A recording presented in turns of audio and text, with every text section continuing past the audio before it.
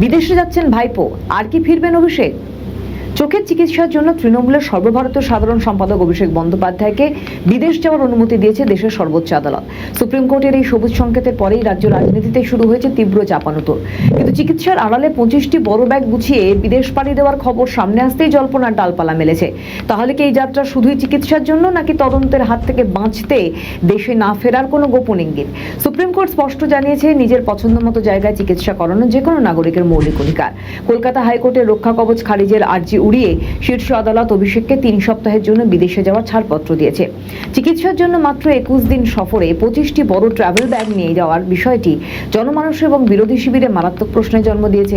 রাজনৈতিক মহলের একাংশ দাবি করছে এটা সাধারণ কোনো সফর নয়, বরং দীর্ঘমেয়াদে দেশ ছাড়ার কিংবা কোনো বড়সড় প্রস্তুতির ইঙ্গিত।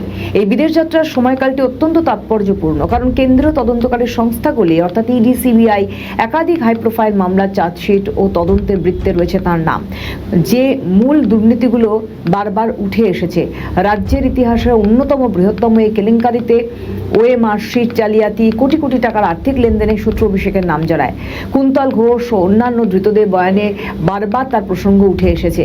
আন্তর্জাতিক সীমান্ত পেরিয়ে চলা এই পাচার চক্রের মূল লাভ্যাংশ বা প্রসেডস অফ ক্রাইম, ল্যাপটপ, চ্যাট এবং নির্দিষ্ট কিছু সেল কোম্পানির মাধ্যমে তার কাছে কার কাছে পৌঁছেছিল তা নিয়ে ইডি একাধিকবার অভিষেক ও তার স্ত্রীকে ম্যারাথন জিজ্ঞাসাবাদ করেছে। বিরোধীদের স্পষ্ট অভিযোগ, যখনই কেন্দ্রীয় সংস্থাগুলি তদন্তের গতি বাড়ায় বা আদালতে চূড়ান্ত চার্জশিট পেশের সময় আসে, তখনই মেডিকেল গ্রাউন্ড বা চিকিৎসার অজুহাতকে ঢাল হিসেবে ব্যবহার করা হয়।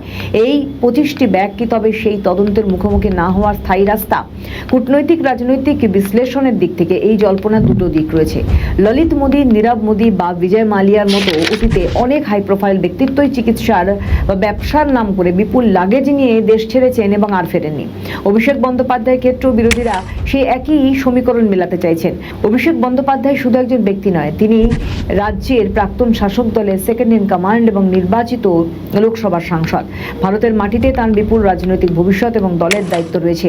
চিরতরে দেশ ছাড়লে তার রাজনৈতিক অস্তিত্ব সম্পূর্ণ বিলীন হয়ে যাবে, যা তার পক্ষে নেওয়া অসম্ভব।